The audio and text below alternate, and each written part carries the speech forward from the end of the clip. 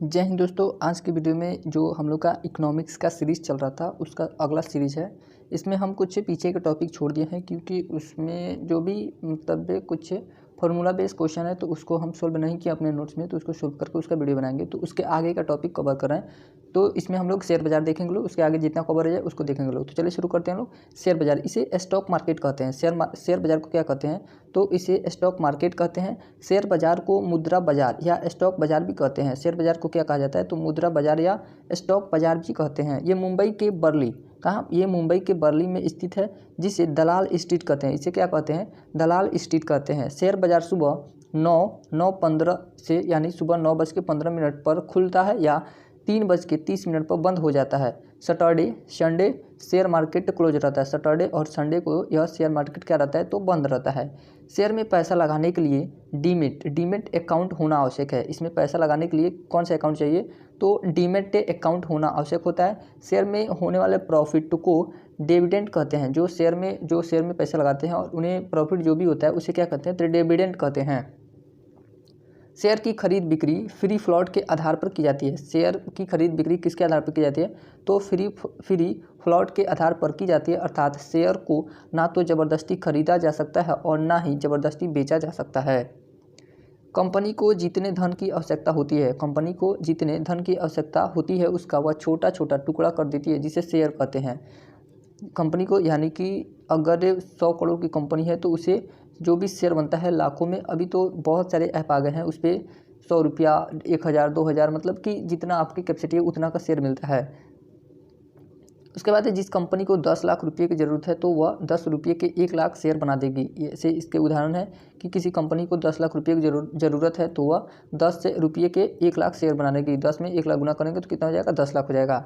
भारत में शेयर बाजार सेबी के नियंत्रण में कार्य करते हैं। जितने भी शेयर बाजार हैं वो भारत में वो किसके नियंत्रण में कार्य करते हैं? तो यह सेबी के नियंत्रण में कार्य करते हैं। भारत में शेयर के 2 प्रमुख घटक हैं। शेयर के कितने प्रमुख घटक हैं? तो 2 हैं। क्या बोलते हैं? बॉम्बे स्टॉक एक्सचेंज, इसे बीएसई शॉर्ट फॉर्म में कहते हैं। बॉम्बे स्टॉक एक्सचेंज पहला है। इसमें 5000 से अधिक कंपनी है। इसमें कितनी हैं कंपनियां? तो 5000 से अधिक कंपनी है, किंतु 30 बड़ी कंपनी है। ये संख्या हमेशा घटते बढ़ते रहता है कि बीएसई में कौन सी कंपनी शामिल हुई। ये सब चीज़ें करेंट में कवर किए जाते हैं। 30 बड़ी कंपनी को सेंसेक्स में रखते हैं। 30 से बड़ी कंपनी को किस में रखते हैं? तो सेंसेक्स में रखते हैं। सेंसेक्स में 30 कंपनी, अंक 55,000 लगभग अंक। नेशनल स्टॉक एक्सचेंज, इसे शॉर्ट फॉर्म में क्या कहते हैं? तो एनएसई, शॉर्ट फॉर्म में इसे एनएसई कहते हैं। इसमें 1500 कंपनी है। एनएसई में कितनी कंपनियां हैं? तो 1500 कंपनी है, किंतु 50 से सबसे बड़ी कंपनी को निफ्टी में रखते हैं। यानी कि जो भी 50 से 1500 कंपनियों में से सबसे बड़ी 50 कंपनियों को निफ्टी में रखा जाता है। निफ्टी में 50 कंपनी, अंक इन्हें कितना है? 17,000 लगभग। बुल क्या होता है? बुल, इसे हिंदी में तेजड़िया कहते हैं। बुल को हिंदी में क्या कहा जाता है? तो तेजड़िया कहा जाता है। यह शेयर के उठने की प्रतीक्षा करता है। बुल को तेजड़िया या शेयर के उठने की प्रतीक्षा करता है। बियर, मंदरिया क्या होता है? यह शेयर की गिरने की प्रतीक्षा करता है। बुल उठने की करता है शेयर को और मंदरिया गिरने की करता है। इनसाइडर ट्रेनिंग, यह एक दंड का नाम है। इनसाइडर ट्रेनिंग क्या है? यह एक दंड का नाम है। यह सेबी वैसे अधिकारी को देती है जो कंपनी की गोपनीय सेवाओं को उजागर कर देते हैं। यानी कि जो कंपनी में वैसे लोग होते हैं कि जो कंपनी के बारे में पता होता है कि उनका शेयर कब गिरने वाला है, कब उठने वाला है, इन सब बातों की जानकारी जो देते हैं उन्हें इनसाइडर ट्रेनिंग के नाम पर दंड लगाया जाता है। इक्विटी क्या होता है कि किसी कंपनी में किसी व्यक्ति का जितना अधिकार होता है उसे इक्विटी कहते हैं। यानी कि किसी कंपनी में किसी व्यक्ति का, यानी कि एक कंपनी है उसमें किसी का 60% अधिकार है, दूसरा का 40% अधिकार है। इसे ही क्या कहते हैं? इक्विटी कहते हैं। फिर वही टॉपिक है कि शेयर बाजार स्टॉक एक्सचेंज, इसे स्टॉक मार्केट कहते हैं। ये मुंबई के बर्ली में स्थित है, जिसे दलाल स्ट्रीट कहते हैं। शेयर बाजार सुबह 9:15 से 9:15 AM पर खुलता है तथा 3:30 पर बंद हो जाता है। सैटरडे संडे को शेयर मार्केट क्लोज रहता है। इसमें पैसा लगाने के लिए डीमेट अकाउंट होना आवश्यक है। ये सब ऊपर पढ़ चुके हैं लोग, तो हम लोग जल्दी रीडिंग करके आगे बढ़ते हैं लोग। शेयर में होने वाले प्रॉफिट को डिविडेंड कहते हैं। शेयर में होने वाले प्रॉफिट को क्या कहा जाता है? तो डिविडेंड कहा जाता है। शेयर की खरीद बिक्री फ्री प्लॉट के आधार पर की जाती है, अर्थात शेयर को ना तो ज़बरदस्ती खरीदा जा सकता है और ना ही बेचा जा सकता है। कंपनी को जितने धन की आवश्यकता होती है वह छोटा छोटा टुकड़ा कर देती है, जिसे शेयर कहते हैं। फैक्ट्री 10 लाख, कंपनी 4 लाख, आवश्यकता 6 लाख। ये उदाहरण है एग्जाम्पल पे कि factory 10 lakh, factory 10 lakh, company 4 lakh, आवश्यकता कितना है 6 लाख का। तो शेयर कितना का होगा, तो शेयर हम लोग का कितना हो जाएगा, तो 500 का अगर शेयर लगाते हैं तो 1200 टोटल शेयर, 12 पच्चीस 60, तो आवश्यकता हम लोग का कितना है 6 लाख। 6 लाख रुपया अगर 500 का शेयर एक एक आदमी खरीद रहा है तो अगर बेनिफिट होगा तो उसे उतना रुपया दे दिया जाता है। भारत में शेयर बाजार सेबी के नियंत्रण में कार्य करते हैं। भारत में शेयर बाजार किसके नियंत्रण में कार्य करते हैं, तो सेबी के नियंत्रण में कार्य करते हैं। शेयर बाजार को मुद्रा बाजार या स्टॉक बाजार भी कहते हैं। शेयर बाजार को क्या कहा जाता है, तो मुद्रा बाजार या स्टॉक के बाजार भी कहा जाता है। शेयर बाजार एक के संगठित बाजार है। यह क्या है, एक के संगठित बाजार है, यहाँ जहाँ कंपनियां सरकार व अर्ध सरकारी संस्थाओं द्वारा जारी प्रतिभूति का क्रय विक्रय होता है। प्रत्येक शेयर बाजार की एक प्रबंध समिति होती है। क्या होती है, प्रबंध समिति होती है। शेयर बाजार के सभी व्यवहार समिति के नियंत्रण में होते हैं, सभी व्यवहार समिति के नियंत्रण में होते हैं। प्रबंध समिति की कंपनियों को शेयर बाजार में सूचीबद्ध लिस्टिंग करते हैं। बिना कंपनी को सूचीबद्ध कराए उस कंपनी के शेयर को नहीं बेचा जा सकता है। यानी कि जो कोई भी कंपनी खोलता है तो उसे पहले अपना सूचीबद्ध कराना पड़ेगा प्रबंध समिति में, उसके बाद ही शेयर बेच सकता है। शेयर बाजार का सबसे बड़ा फायदा यह है कि निवेशक जब चाहे प्रतिभूति में निवेश कर सकते हैं और जब चाहे धन को बदल सकते हैं। यानी कि इसमें क्या होता है कि ग्राहक को जब चाहे निवेश कर सकता है, जब चाहे अपना फंड निकाल सकता है। शेयर बाजार में सरकारी प्रतिभूति का व्यवहार खरीद बिक्री, व्यवहार का मतलब क्या होता है कि खरीद बिक्री, प्रतिभूतियों का व्यवहार का मतलब खरीद बिक्री सब्सिडरी जनरल लेजर SGL के माध्यम से होता है। शेयर बाजार में सरकारी प्रतिभूति यानी कि सरकारी शेयरों का खरीद बिक्री किसके आधार पर होता है, तो SGL के माध्यम से होता है। परंतु 1994 से इन प्रतिभूति में व्यवहार थोक ऋण बाजार के माध्यम से होता है। 1994 के बाद किस आधार पर होता है, तो थोक ऋण बाजार के माध्यम से होता है। जब कोई निवेशक प्रतिभूतियों का क्रय, यानी कि शेयर का हिंदी में इसे प्रतिभूति कहा जाता है शेयर को, तो कोई निवेशक प्रतिभूतियों का क्रय उनके बाजार मूल्य में परिवर्तन से लाभ अर्जित करने के उद्देश्य से करते हैं तो इसे सट्टा कहा जाता है। उसे सट्टा किसे कहा जाता है, तो जब कोई निवेशक यानी ग्राहक के प्रतिभूति शेयर का क्रय उनके बाजार मूल्य परिवर्तन से लाभ यानी कि पैसा कमाने के उद्देश्य से करता है तो उसे सट्टा कहा जाता है। शेयर बाजार में नियमों के अधीन सट्टा भी लगाने की सुविधा उपलब्ध कराता है। अब है Bombay stock exchange. Bombay stock exchange के बारे में पढ़ते हैं लोग। इसे शॉर्ट फॉर्म में BSE कहते हैं। भारत का ही नहीं एशिया का सबसे पुराना शेयर बाजार है। इसे अंडरलाइन करेंगे लोग कि एशिया का सबसे पुराना बाजार। यहीं से जो हम लोग सब्जेक्टिव पढ़ रहे हैं लोग, जब ऑब्जेक्टिव पढ़ेंगे लोग तो उसमें ऑब्जेक्टिव इसी तरह कहेंगे। ये जो सब्जेक्टिव है उसी में से ऑब्जेक्टिव क्वेश्चन बनते हैं। तो भारत का ही नहीं एशिया का सबसे पुराना शेयर बाजार कौन है, बॉम्बे स्टॉक एक्सचेंज है, जिसकी स्थापना 1875 में हुई थी। स्वतंत्रता के बाद सरकार ने 1956 ईस्वी में इसे शेयर बाजार को मान्यता दिया था। BSE के सूचकांक इंडेक्स को BSE सेंसिटिव इंडेक्स या सेंसेक्स कहते हैं। इसमें 5500 से अधिक की कंपनी, इसमें BSE में कितनी कंपनियां, सेंसेक्स में तो 5500 से अधिक कंपनियां, किंतु 30 बड़ी कंपनियों को सेंसेक्स में रखते हैं। BSE में 5500 कंपनियां और जो सेंसेक्स में कंपनियां हैं 30 है। इन 5500 कंपनियों में 30 से बड़ी कंपनियों को सेंसेक्स में रखते हैं। यह सूचकांक 30 बड़ी कंपनी के शेयर पर आधारित होता है। ये सब उनके शेयर पर आधारित होता है, जिसकी शुरुआत 1986 में हुआ था। इसकी शुरुआत कब हुआ था, तो 1986 में किया गया था। शेयर बाजार का सूचकांक शेयर बाजार के रुझान को प्रदर्शित करता है। यदि सूचकांक बढ़ रहा है तो इसका अर्थ है कि निवेशक यह मान रहे हैं अर्थव्यवस्था की स्थिति अच्छी है और कंपनियां भविष्य में लाभ अर्जित करेगा। BSE में शेयर खरीद बिक्री हेतु ऑनलाइन ट्रेडिंग की भी व्यवस्था है। जो BSE होता है ऑनलाइन ट्रेडिंग, उसमें ऑनलाइन ट्रेडिंग की आजकल बहुत सारे ऐप आ गए हैं, जैसे म्यूचुअल फंड हो गया, ट्रेंड हो गया, ये सब सारी चीज़ों पर ट्रेडिंग, ऑनलाइन ट्रेडिंग भी किया जा सकता है। लेकिन वो सब किसके जरिए होता है, तो BSE के जरिए होता है। नेशनल स्टॉक एक्सचेंज NSE इसका फुल फॉर्म होता है नेशनल स्टॉक एक्सचेंज। BSE में केवल बड़े बड़े कंपनियों का ही शेयर बिकते हैं। BSE में केवल बड़े बड़े कंपनियों का ही शेयर बिकता है। अतः शेरवानी कमेटी, कौन सी कमेटी, ये लाइन इंपॉर्टेंट है कि शेरवानी कमेटी के सिफारिश पर NSE की स्थापना नवंबर 1992 में एक पब्लिक लिमिटेड कंपनी के रूप में किया गया। NSE ट्रेडिंग हेतु कोई विशेष स्थान नहीं है। यह शेयर बाजार पूरे देश के प्रमुख शहरों में अपनी टर्मिनल स्थापित किए हैं। निवेशक किसी भी टर्मिनल पर जाकर पूर्णतः यानी कि ग्राहक के किसी भी टर्मिनल पर जाकर पूर्णतः कंप्यूटरीकृत माध्यम से शेयर खरीद बेच सकते हैं। किसी एक शेयर का मूल्य NSE के सभी टर्मिनल पर समान ही होते हैं, यानी कि ये जो भी शेयर है NSE के अंतर्गत उसका मूल्य कहीं भी जाएंगे तो एक ही समान होगा। NSE के सूचकांक को निफ्टी कहते हैं। इसके सूचकांक को क्या कहा जाता है तो निफ्टी कहते हैं। जो NSE में 1500 कंपनी है, किंतु 50 सबसे बड़ी कंपनी को निफ्टी में रखते हैं। तो NSE की प्रवर्तक के निम्न है। प्रवर्तक यानी कि जो भी इसमें से कंपनी है उसको देखते हैं लोग। तो IDBI प्रवर्तक है इसका, IFCI, ICICI, LIC, GIC, the SBI capital market limited, the stock holding corporation of India limited, the infrastructure listening and financial limited. Share बाजार पर ट्रेडिंग निम्न 4 चरणों में पूरा होता है। शेयर बाजार पर ट्रेडिंग कितने चरणों में पूरा होता है तो निम्न 5 चरणों में पूरा होता है। तो पहला चरण क्या है तो पहला है शेयर बाजार में शेयर की खरीद बिक्री करने के लिए सर्वप्रथम दलाल ब्रोकर का चयन करना पड़ता है। दलाल का सेबी में पंजीकृत होना अनिवार्य है। जो दलाल होते हैं उन्हें सेबी में पंजीकृत कराना पड़ता है। दलाल एक व्यक्ति यानी कि व्यक्ति, साझेदारी फर्म, बैंक अथवा कंपनी हो सकता है। दलाल कौन कौन हो सकता है तो व्यक्ति भी हो सकता है, साझेदारी फर्म भी हो सकता है, बैंक भी हो सकता है अथवा कंपनी भी हो सकती है। जैसे ग्रो ऐप है, चिरुदा ऐप है, एंजल ऐप है। ये सब क्या है, ये सब ये कंपनी है या साझेदार फर्म के रूप में काम करते हैं।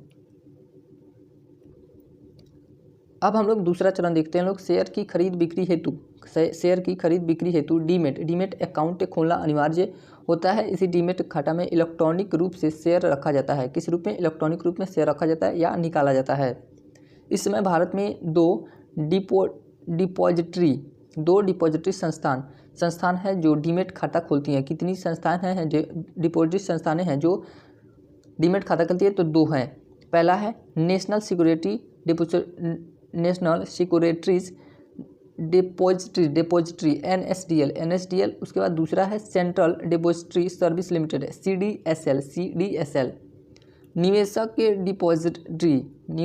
डिपॉजिटरी पार्टिसिपेंट के माध्यम से इन डिपॉजिटरी संस्था के संपर्क में आते हैं। डिपॉजिटरी पार्टिसिपेंट सेबी के अनुसार दलाल, बैंक या अन्य संस्था हो सकता है। तीसरा चरण है आदेश देना, प्लेसिंग ऑन ऑर्डर। डीमेट खाता खुलते ही निवेशक दलाल को प्रतिभूति यानी शेयर खरीद बिक्री हेतु आदेश दे सकता है। यह आदेश व्यक्तिगत रूप से मोबाइल, लैंडलाइन अथवा ईमेल पर भी दी जा सकती है।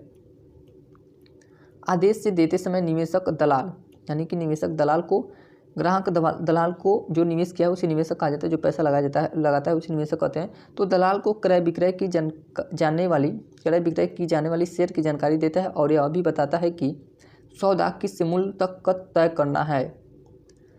अब है चौथा चरण। आदेश को पूरा करने के बाद दलाल एक कॉन्ट्रैक्ट नोट तैयार करता है। दलाल क्या करता है, एक कॉन्ट्रैक्ट नोट तैयार करता है और हस्ताक्षरित करके निवेशक को दे देता है। निवेशक इस कॉन्ट्रैक्ट नोट को अपने पास से प्रूफ ऑफ ट्रांजैक्शन के रूप में रखता है। किस रूप में, ट्रांजैक्शन के रूप में रखता है। उसके बाद है कॉन्ट्रैक्ट नोट में क्रय विक्रय की एक शायद मूवी आई थी स्कैम में 93। उसमें शेयर बाज़ार के बारे में बहुत अच्छा से समझाया गया है, क्योंकि पढ़ने से बेटर है कुछ से मूवी देख लिया जाए तो उससे अगर आप लोगों को शेयर मार्केट के बारे में ज़्यादा समझना होगा, क्योंकि इसमें सिर्फ हम रीडिंग डाल सकते हैं, उससे ज़्यादा हम समझा भी नहीं सकते हैं। क्योंकि जो फाउंडेशन खानसर का पढ़ा होगा उसको अच्छा से समझ में आता होगा कि शेयर क्या होते हैं। ये सब जो भी हम रीडिंग कर रहे हैं वो क्या होता है, ये बस रिवीजन के लिए बनाया गया है। हम तो फाउंडेशन कर चुके हैं, लेकिन बस ये सब रिवीजन के लिए बनाया गया है कि हम लोग फाउंडेशन करने के बाद क्लास नहीं करते हैं लोग, तो इसलिए इस वीडियो को हम लोग 4 घंटा 5 घंटा के मास्टर वीडियो के रूप में एक बार में हम लोग उसको स्पीड करके देख सके, इसलिए इसे बनाया गया है। तो उसके बाद क्या है, कॉन्ट्रैक्ट नोट में क्रय विक्रय की जाने वाली शेयर के नाम, उनकी संख्या, उनका मूल्य तथा दलाली ब्रोकरेज लिखी रहती है। इसमें क्या क्या लिखी रहती है तो नाम, संख्या और मूल्य, दलाली ब्रोकरेज लिखी रहती है। अब 5वां अंतिम चरण होता है निपटारा, सेटलमेंट। शेयर बाजार में शेयर को खरीद बिक्री का अंतिम चरण है। यह क्या है, अंतिम चरण है। निपटारा का अर्थ क्या होता है, शेयर का विक्रेता डीमेट खाते से क्रेता के डीमेट खाते में चला जाना। यदि शेयर बाजार में प्रतिभूति में व्यवहार निर्धारित समय यानी कि 9:55 से लेकर 3-3:30 बजे के पूर्व पश्चात किया जाता है तो इसे कर्व ट्रेडिंग क्या कहते हैं, इसे कर्व ट्रेडिंग कहते हैं, इसे कर्व ट्रेडिंग कहते हैं। भारतीय प्रतिभूतियों विनिमय board, security and exchange board, इस सेबी का फुल फॉर्म क्या होता है, ये पूछता है बार बार कि सेबी का फुल फॉर्म क्या होता है। तो security and exchange board of India निवेशकों के हितों की रक्षा करने के लिए शेयर बाजार को नियंत्रित किया जाना अति आवश्यक है। शेयर बाजार पर नियंत्रण स्थापित करने हेतु पूंजी अधिनियम 1947 पारित कर इसे लागू किया गया। इसे सेबी को कब लागू किया गया, तो 1947 में। लेकिन यह अधिनियम अपने लक्ष्य को प्राप्त करने में असफल रहा। शेयर बाजार पर नियंत्रण स्थापित करने हेतु 1992 में भारतीय प्रतिभूतियों विनिमय बोर्ड सेबी की स्थापना की गई। किसकी स्थापना की गई, 1992 में तो सेबी की स्थापना की गई। सरकार द्वारा सेबी की स्थापना के मुख्य उद्देश्य निम्न थे। सरकार द्वारा सेबी की स्थापना जब किया था तो किस उद्देश्य से किया था उसको देख लें लोग। शेयर बाजार पर नियंत्रण स्थापित करना, यानी कि पहला उद्देश्य इसका क्या था, शेयर बाजार पर नियंत्रण स्थापित करना, वहां पर व्यवहार करने वाले सभी पक्षकार को कुशल सेवा उपलब्ध कराना। दूसरा उद्देश्य, सेबी का प्रथम उद्देश्य है कि निवेशकों की सुरक्षा प्रदान करना, क्योंकि निवेशकों के अभाव में शेयर बाजार का कोई अर्थ नहीं रह जाएगा। तीसरा उद्देश्य क्या था, आंतरिक ट्रेडिंग को रोकना और करने वाले को दंडित करना। आंतरिक ट्रेडिंग को, यानी कि जो अभी हम बोले हैं कि कंपनी के गुप्त बातों को बाहर करना, आंतरिक ट्रेडिंग कहलाता है। आंतरिक ट्रेडिंग देखते हैं लोग क्या होता है कि इनसाइडर ट्रेडिंग, कंपनियों के संघर्ष में गुप्त जानकारी रखने वाले दलाल सट्टेबाजी के दौरान प्रतिभूति खरीद बिक्री करता है तो वह हमेशा लाभ की स्थिति में ही रहता है, जिसमें आम निवेशकों के हितों को ठेस पहुंचती है। इसे इनसाइडर ट्रेडिंग कहते हैं। इसे क्या कहते हैं, इनसाइडर ट्रेडिंग कहते हैं। और चौथा उद्देश्य क्या था, दलालों पर नियंत्रण रखना। सेबी का चौथा उद्देश्य क्या था, दलालों पर नियंत्रण रखना। और सेबी के कार्य को देखते हैं लोग कि सेबी के क्या क्या कार्य होते हैं। तो पहला कार्य क्या होता है, शेयर बाजार से संबंधित अनुचित व्यवहार, गलत तरीके से खरीद बिक्री को रोकना तथा आचार संहिता कोड ऑफ कंडक्ट लागू करना। इसमें भी आचार संहिता लागू होता है सेबी में। दूसरा कार्य क्या है, दलाल, उप दलाल, एजेंट का रजिस्ट्रेशन करना। इन तीनों का रजिस्ट्रेशन करना किसका कार्य होता है, तो सेबी में ही इन तीनों का रजिस्ट्रेशन होता है। निवेशकों को खरीद बिक्री करने हेतु सूचनाएं उपलब्ध करवाना तथा प्रतिभूति में व्यवहार संबंधी शिक्षा प्रदान करना। चौथा क्या है, शेयर बाजार का ऑडिट करना, शेयर बाजार का अंकेक्षण यानी ऑडिट करना। क्रेडिट रेटिंग एजेंसी का रजिस्ट्रेशन एवं संचालन करना, क्रेडिट रेटिंग एजेंसी का रजिस्ट्रेशन एवं संचालन करना। अब है म्यूचुअल फंड। अभी जो खानसर का 2024 का इकोनॉमिक्स का बैच चल रहा है उसमें इससे भी अच्छे नोट्स हैं। अगर उसका बुक आ जा रहा है तो हम उसका भी वीडियो अपलोड कर देंगे बना के, उसमें थोड़ा ज़्यादा डिफाइन करेंगे, क्योंकि ये जो नोट्स है ये पहली बार का जो फाउंडेशन कोर्स है उसी का नोट्स है। अभी तक के खानसर 2 ही क्लास से 2 ही इकोनॉमिक्स का बैच चलाए हैं, तो पहला ख़त्म हो गया, दूसरा भी चल रहा है। तो उसका जब बुक आ जाएगा तो हम उसको कवर करा देंगे। तो म्यूचुअल फंड देखते हैं लोग क्या होता है। यह एक ऐसी संस्था है जो छोटे निवेशकों से धन एकत्र करके शेयर बाजार में निवेश करते हैं, यानी कि यह एक कंपनी है। जैसे हम 100 रुपया या 100 रुपया नहीं 2000 3000 जितना हो उतना म्यूचुअल फंड में कंपनी में लगा दिए, और ये हमारी पैसा को क्या करती है, बड़े बड़े कंपनियों में लगाती है, और उस कंपनी से बेनिफिट जो होता है वो बेनिफिट हमें देती है। इसमें ज़्यादा संभावना रहता है कि ज़्यादा ही बेनिफिट होती है, क्योंकि म्यूचुअल फंड में ज़्यादातर एक्सपर्ट लोग ही रहते हैं, इस कंपनी के थ्रू काम करते हैं। तो यह एक निश्चित तिथि के बाद समाप्त हो जाती है। म्यूचुअल फंड का आरंभ 1964 ईस्वी में unit trust of India UTI की स्थापना के साथ हुआ था। म्यूचुअल फंड का आरंभ कब हुआ था, 1964 में, और यूनिट ट्रस्ट ऑफ इंडिया की स्थापना के साथ ही हुआ था। म्यूचुअल फंड की देखरेख फंड मैनेजर करते हैं। कौन करता है, फंड मैनेजर करता है। फंड मैनेजर की 20 से 30 वर्ष की अनुभव होती है। जो इसमें पैसा होता है, फंड मैनेजर पैसा लगाता है, उसकी अनुभव कितनी होती है, तो 20-30 साल की अनुभव होती है। यह पैसा आम आदमी से लेता है। यह क्या करता है, आम आदमी से पैसा लेता है और उसके लाभ का 2% हिस्सा लेता है। जो आम आदमी का लाभ होगा उसके कितने प्रतिशत हिस्सा लेगा, तो सिर्फ 2%। म्यूचुअल फंड 10 से 12% रिटर्न देता है। म्यूचुअल फंड जो होता है 10 से 12% पैसा क्या करता है, रिटर्न देता है। SIP सिस्टमेटिक इन्वेस्टमेंट प्लान, तो यह एक प्रकार का निवेश का माध्यम है। यह क्या है, निवेश का माध्यम है, जिसमें म्यूचुअल फंड में समय समय पर छोटी राशि निवेश करने की इजाज़त मिल जाती है। इसमें क्या होता है कि समय समय पर छोटी राशि निवेश करने की इजाज़त मिल जाती है। इसमें कम से कम 500 रुपया 500 से निवेश शुरू होता है। इसमें कितना से शुरुआत होता है, तो 500 से निवेश आदमी कर सकता है। यह निवेश साप्ताहिक, यह क्या होता है, साप्ताहिक भी हो सकता है, मासिक भी हो सकता है, तिमाही भी हो सकता है, वार्षिक भी होता है, कोई भी हो सकता है, यानी कि इसमें कोई भी निवेश हो सकता है, साप्ताहिक, मासिक, तिमाही, वार्षिक के कोई भी हो सकता है। यह हर साल 8 से 10% रिटर्न देता है। यह इसका रिटर्न प्रतिशत कितना है, तो 8 से 10% है। तो अगर रिटर्न प्रतिशत कम है तो इसमें पैसा भी कम है। बुल क्या होता है, तेजड़िया। तेजड़िया यह शेयर के उठने की प्रतीक्षा करता है, आगे भी पढ़े लोग। बियर मंदरिया कहता है, यह शेयर के गिरने की प्रतीक्षा करता है, इसको भी पढ़े लोग। इनसाइडर ट्रेडिंग यह एक दंड का नाम है। यह सेबी वैसे अधिकारी को देती है जो कंपनी के गोपनीय सेवाओं को उजागर कर देते हैं।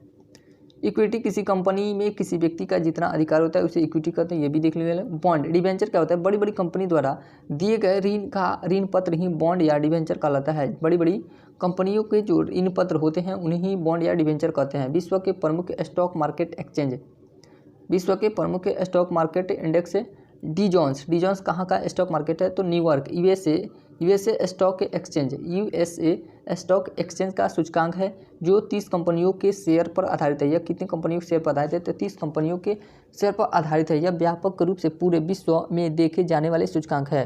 यह क्या है, व्यापक रूप से पूरे विश्व में देखे जाने वाला सूचकांक है।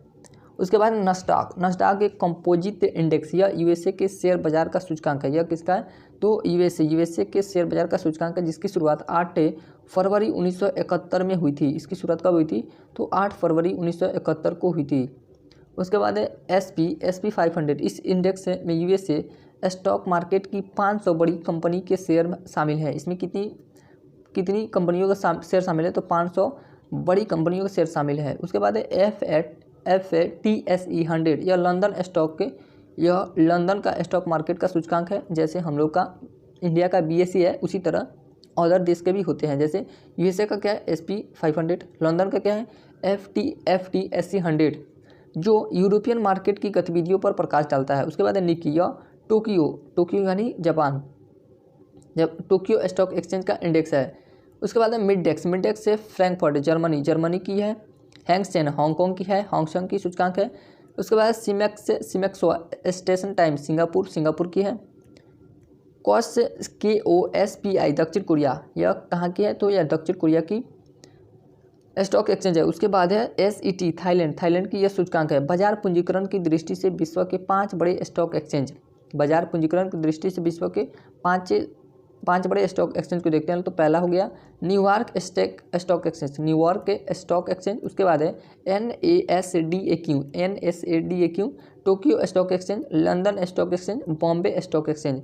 ये 5 ही हैं जो विश्व की दृष्टि से सबसे बड़े स्टॉक एक्सचेंज हैं। महारत्न और नवरत्न एवं मिनी रत्न कंपनियां, इसको देखते हैं लोग। ये जो टॉपिक होते हैं महारत्न, नवरत्न और मिनी रत्न, ये हमेशा चेंज होते रहता है। तो इसको हम लोग करंट जब रिवीजन करेंगे तो उसमें हम लोग कवर कर लेंगे लोग, क्योंकि ये सब करंट के टॉपिक हैं, इकोनॉमिक्स में पढ़ना पड़ता है। केंद्रीय सार्वजनिक क्षेत्र के उपक्रमों को निम्नलिखित मापदंडों को पूरा करने पर महारत्न का दर्जा दिया जाता है। केंद्रीय सार्वजनिक क्षेत्र के उपकरणों को निम्नलिखित मापदंडों, यानी कि ये जो निम्नलिखित नीचे कुछ मापदंड दिए गए उसको जो कंपनी पूरा कर लेती है उसे किस कंपनी का दर्जा प्राप्त होता है, तो महारत्न कंपनी का दर्जा प्राप्त कर दिया जाता है। कंपनियों को नवरत्न का दर्जा प्राप्त होना चाहिए, पहले उसे नवरत्न का दर्जा प्राप्त होना चाहिए। दूसरा, कंपनियों को भारतीय प्रतिभूति और विनिमय बोर्ड सेबी, कंपनी को भारतीय प्रतिभूति और विनिमय board SEBI, security exchange board of India SEBI के नियामकों के अंतर्गत न्यूनतम निर्धारित सार्वजनिक हिस्सेदारी मिनिमम प्रीसेल्बडाइड पब्लिक के शेयर होल्डिंग के साथ भारतीय शेयर बाजार में सूचीबद्ध होनी चाहिए। ये यानी कि सेबी में इनका पंजीकरण होना चाहिए। पिछले 3 वर्षों की अवधि में औसत वार्षिक व्यवसाय, पिछले 3 वर्षों की अवधि में औसत वार्षिक के व्यवसाय एवरेज एनुअल टर्नओवर कितना होना चाहिए, तो 25,000 करोड़ रुपये से अधिक होना चाहिए। इनका एक के औसत वार्षिक व्यय कितना होना चाहिए, तो 25,000 करोड़ टर्नओवर से अधिक होना चाहिए। पिछले 3 वर्षों में औसत वार्षिक के एवरेज एनुअल नेटवर्थ कितना होना चाहिए, तो 15,000 करोड़ रुपये से अधिक होना चाहिए नेटवर्थ पिछले 3 वर्षों में। पिछले 3 वर्षों का औसत वार्षिक शुद्ध लाभ एवरेज एनुअल नेट प्रॉफिट कितना होना चाहिए, तो 5,000 करोड़ रुपये से अधिक होना चाहिए। 5,000 करोड़ रुपये से, ये जो क्राइटेरिया है, ये क्राइटेरिया को अगर फॉलो करती हैं कंपनियां तो उन्हें महारत्न कंपनी का दर्जा प्राप्त हो जाता है। कंपनियों की व्यापार के क्षेत्र में कंपनियों की व्यापार के क्षेत्र में अंतर्राष्ट्रीय बाजार में महत्वपूर्ण उपस्थिति होना चाहिए। अब ये महारत्न कंपनी दिया गया, उसको देखते हैं लोग कि महारत्न कंपनियां कौन कौन सी है। तो पहला है steel authority of India limited. ये कहाँ है? ये न्यू दिल्ली की कंपनी है, न्यू दिल्ली में स्थित है। इसे शॉर्ट फॉर्म में सेल कहा जाता है। ये फुल फॉर्म पूछता है कि सेल का फुल फॉर्म क्या होता है, तो steel authority of India limited. उसके बाद है भेल का फुल फॉर्म क्या होता है, तो Bharat heavy electronic limited, Bharat heavy electrical limited भेल का फुल फॉर्म होता है। ये भी न्यू दिल्ली में है। उसके बाद है गेल का फुल फॉर्म होता है गेल इंडिया लिमिटेड, ये भी न्यू दिल्ली में है। Bharat petroleum corporation limited BPCL, ये भी मुंबई में है। Hindustan petroleum corporation limited HPCL Mumbai, Hindustan petroleum corporation limited, ये भी मुंबई में है। ये कहाँ की कंपनी? मुंबई की। Indian oil corporation limited IOCL, Indian oil corporation limited, ये भी न्यू दिल्ली की कंपनी है। उसके बाद है Coal India Limited CIL Calcutta company है। NTPC, ये शायद कलकत्ता की कंपनी नहीं है, हमको तो लग रहा है। ये मुख्यालय दिया है कि कोल इंडिया लिमिटेड CIL, इसका हेड ऑफिस कहाँ है, तो कोलकाता में हो जाएगा। कोल इंडिया लिमिटेड कंपनी का हेड ऑफिस कोलकाता में हो जाएगा। उसके बाद NTPC नेशनल, या इसका फुल फॉर्म बहुत बार पूछा है। NTPC का फुल फॉर्म क्या होता है, क्योंकि जब भी NTPC का आंदोलन हो रहा था, उसमें जो आंदोलन कर रहे थे उन लोगों को भी NTPC का फुल फॉर्म नहीं पता था। तो national thermal power corporation limited, इसका फुल फॉर्म होता है national thermal power corporation limited. इसका हेड ऑफिस कहाँ है, तो न्यू दिल्ली, इसका हेड ऑफिस न्यू दिल्ली में हो जाएगा। Oil and natural gas corporation limited ONGC का हेड ऑफिस से देहरादून, और रजिस्टर ऑफिस कहाँ है, तो रजिस्टर ऑफिस न्यू दिल्ली में है। पावर फाइनेंस कॉर्पोरेशन PFC, इसका हेड ऑफिस न्यू दिल्ली में है। Power grid corporation of India limited PGCIL का हेड ऑफिस कहाँ हो जाएगा, तो गुड़गांव में हो जाएगा। अब है नवरत्न कंपनियां को देखते हैं लोग कि ये क्या होती है। नवरत्न का दर्जा पहली बार 1997 में 9 सार्वजनिक क्षेत्र के उद्यमों PSE के एक समूह को दिया गया था। कब दिया गया था, तो 1997 में पहली बार दिया गया था। वर्तमान में भारत में 13 नवरत्न कंपनियां हैं। वर्तमान में भारत में कितनी नवरत्न कंपनियां हैं, तो 13 नवरत्न कंपनियां हैं भारत में। नवरत्न कंपनियों की पात्रता मानदंड, मतलब कि उनकी मानदंड क्या होगा, उसको देखते हैं लोग। तो कंपनी के पास मिनी रत्न श्रेणी 1 का दर्जा होना चाहिए। निम्नलिखित छह प्रदर्शन मापदंडों की गणना करते समय इसका समग्र स्कोर 100 में से 60 या उससे अधिक होना चाहिए। नेट वर्थ से नेट प्रॉफिट, टर्नओवर के रूप में सकल लाभ भी होना चाहिए। उत्पादन या सेवाओं की लागत के लिए जनशक्ति लागत, प्रति शेयर आय। अभी हम लोग जो महारत्न कंपनियों के बारे में मानदंड देख रहे थे, सेम उसी तरह इनका भी मानदंड होता है। Net worth, net of profit, turnover, उत्पादन या सेवाओं की लागत के लिए जनशक्ति, प्रति शेयर आय, नियोजित पूंजी के रूप में सकल मार्जिन। अंतर क्षेत्रीय प्रदर्शन की तुलना। अब यहाँ पे कुछ नवरत्न कंपनियों के नाम दिए गए, उसको देखते हैं लोग। MTNL महानगर टेलीफोन निगम लिमिटेड, इसका हेड ऑफिस न्यू दिल्ली में है। National buildings construction corporation NBCC, इसका हेड ऑफिस कहाँ है, तो न्यू दिल्ली में है। Container corporation of India COR, इसका हेड ऑफिस कहाँ है, तो न्यू दिल्ली में हो जाएगा। रूरल इलेक्ट्रिफिकेशन कॉर्पोरेशन REC, इसका हेड ऑफिस कहाँ हो जाएगा, तो न्यू दिल्ली में ही हो जाएगा। Engineers India limited EIL, engineers India limited, इसका हेड ऑफिस न्यू दिल्ली में हो जाएगा। Bharat electronics limited BEL, Bengaluru में इसका हेड ऑफिस है। हिंदुस्तान एरोनॉटिक्स लिमिटेड, हाल ये भारत के लिए जैसे टैंक हो गए, हेलीकॉप्टर हो गए, मतलब कि युद्ध में जो भी सामान यूज किए जाते हैं उसका निर्माण ये हाल कंपनी करती है। इसका मुख्यालय हेड ऑफिस है बेंगलुरु में हो जाएगा। Shipping corporation of India SCI Mumbai में इसका हेड ऑफिस है। नेशनल एल्युमिनियम कंपनी नालको का हेड ऑफिस कहाँ है, तो भुवनेश्वर उड़ीसा में। ऑयल इंडिया लिमिटेड इस दुलियान असम में इसका हेड ऑफिस है। National mineral development corporation NMDC, इसका मुख्यालय हैदराबाद में है।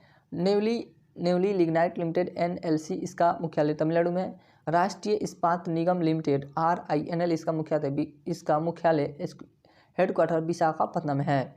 मिनी रत्न और नवरत्न मिनी रत्न श्रेणी 1 और श्रेणी 2 को देखते हैं लोग क्या होता है कि मिनी रत्न कंपनी श्रेणी 1 का दर्जा प्राप्त करने के लिए आवश्यक है कि कंपनी ने पिछले 3 वर्षों से लगातार लाभ प्राप्त किया हो तथा 3 साल में एक बार कम से कम 30 करोड़ रुपये 3 साल में कितना एक बार कम से कम 30 करोड़ रुपये का शुद्ध लाभ अर्जित किया हो। इसकी संख्या अभी वर्तमान में 62 है, ये घटते बढ़ते रहता है। उसके बाद है मिनी रत्न 2 क्या होता है, पिछले 3 वर्षों से लगातार मुनाफा कमाया और सकारात्मक नेटवर्थ होना चाहिए। इसकी संख्या कितनी है 12।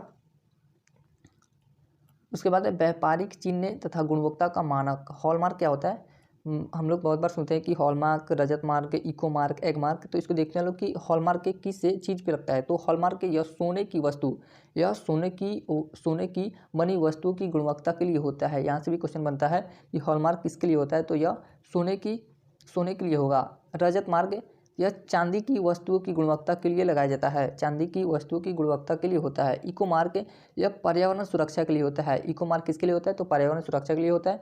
एग मार्क किसके लिए होता है, कृषि से संबंधित पदार्थों की गुणवत्ता के लिए एग मार्क का उपयोग किया जाता है। फसाई का यह खाद्य पदार्थों की गुणवत्ता, आप लोग कुरकुरे या कोई भी प्लास्टिक के में बंद चीज़ें या डब्बा में बंद चीज़ें देखते हैं खाने योग्य, उसके पीछे देखेंगे लोग कि फसाई का लोगो लगा रहता है। यह खाद्य पदार्थों की गुणवत्ता को निर्धारित करता है, यानी कि यह सरकार द्वारा अप्रूवल मिला हुआ है इससे वस्तु को कि ये मार्केट में बिक सके। उसके बाद है ISI मार्क। यह चिन्ह औद्योगिक के उत्पाद पर लगाया जाता है। यह चिन्ह किस पर लगाया जाता है, तो औद्योगिक के उत्पाद पर लगाया जाता है। FPO मार्क यह फल उत्पाद पर लगाया जाता है। यह किससे पर लगाया जाता है, फल उत्पाद पर लगाया जाता है। नॉन पॉल्यूशन व्हीकल मार्क या भारत स्टेज BS2 या BS3, BS4, BS5 या BS6 ये इंजन होता है जो हमारे भारत में इंजन उपयोग किया जाता है। BS2, BS3, BS4, BS5 या BS6 तक ही होता है। यह ऑटो वाहनों को प्रमाणित करने के लिए लगाया जाता है। यह किसके लिए, ऑटो वाहनों को प्रमाणित करने के लिए लगाया जाता है। यह वाहन इस सीमा तक प्रदूषण नहीं फैलाता है। अगर BS से ज़्यादा जितना बढ़ेगा, जैसे BS5 हो गया, सबसे ज़्यादा प्रदूषित कौन था, तो BS1 था, BS2 था। उसके बाद सबसे कम जो प्रदूषण करता है इंजन वो BS6 होता है। उसके बाद है इंडियन स्टैंडर्ड ऑर्गेनाइजेशन। इसका शॉर्ट नेम क्या होता है, ISO। यह NSSO के अधीन कार्य करता है। ISO किसके अधीन कार्य करता है, तो NSSO के अधीन कार्य करती है तथा गुणवत्ता संबंधित मानक जारी करती है, जिसे ISO के नाम से जाना जाता है। इसे किस नाम से जाना जाता है, तो ISO के नाम से जाना जाता है। यहाँ पे ISO नंबर दिया गया, इसको देखते हैं लोग। ISO 9001 किससे संबंधित है, तो प्रबंधन से संबंधित है। फिर उसके बाद है ISO 14001 किससे संबंधित है, तो पर्यावरण प्रबंधन से संबंधित है। ISO 9202 अनुशम की शुद्धता के लिए यह ISO मार्क लगाया जाता है। उसके बाद ISO 1818001 स्वास्थ्य सुरक्षा पर लगाया जाता है। यह मानक किसके लिए होता है, तो स्वास्थ्य सुरक्षा के लिए मानक होता है। ISO 22000 खाद्य सुरक्षा का यह मानक है। उसके बाद ISO 27001 ये भी सुरक्षा के लिए है। विभिन्न समितियाँ, कुछ समितियाँ दिया गया है। ये समितियाँ किनसे संबंधित है उसको देखते हैं लोग। तो आबिद हुसैन समिति, कौन समिति, आबिद हुसैन समिति किनसे संबंधित है, तो वह लघु उद्योग से संबंधित है। महाजन समिति चीनी उद्योग से संबंधित है। मल्होत्रा समिति रुपया की परिवर्तनीय यानी कि डॉलर से रुपया और रुपया से डॉलर। मल्होत्रा समिति रुपया की परिवर्तनीयता से संबंधित है। दत्त समिति किससे संबंधित है, तो औद्योगिक लाइसेंस से संबंधित है। दत्त समिति औद्योगिक लाइसेंस से संबंधित है। वाचु समिति डायरेक्ट टैक्स से संबंधित है। रेखा समिति इनडायरेक्ट टैक्स से संबंधित है। रेखा समिति किससे टैक्स से संबंधित है, तो यह इनडायरेक्ट टैक्स से संबंधित है। केलकर समिति कर सुधार से संबंधित है। केलकर समिति राजद चलैया समिति कर सुधार से संबंधित है। ये भी राजमन्नार समिति किससे संबंधित है, तो यह कृषि कर से संबंधित है। रंगराजन समिति भुगतान संतुलन से संबंधित है। नरसिंह समिति बैंकिंग सुधार से संबंधित है। गोईपोया समिति बैंकिंग, ये भी बैंकिंग सुधार से ही संबंधित है। सरकारिया समिति केंद्र राज्य संबंध से संबंधित है। ये क्वेश्चन बार बार पूछता है कि सरकारिया समिति किससे संबंधित है, तो केंद्र राज्य से संबंधित है। वैश्विक व्यापार तथा वित्तीय संबंधों में अंतर्राष्ट्रीय सहयोग स्थापना में अंतर्राष्ट्रीय संस्थानों की महत्वपूर्ण भूमिका है। वैश्विक व्यापार तथा वित्तीय संबंधों में अंतर्राष्ट्रीय सहयोग स्थापना में अंतर्राष्ट्रीय संस्थाओं की महत्वपूर्ण भूमिका है।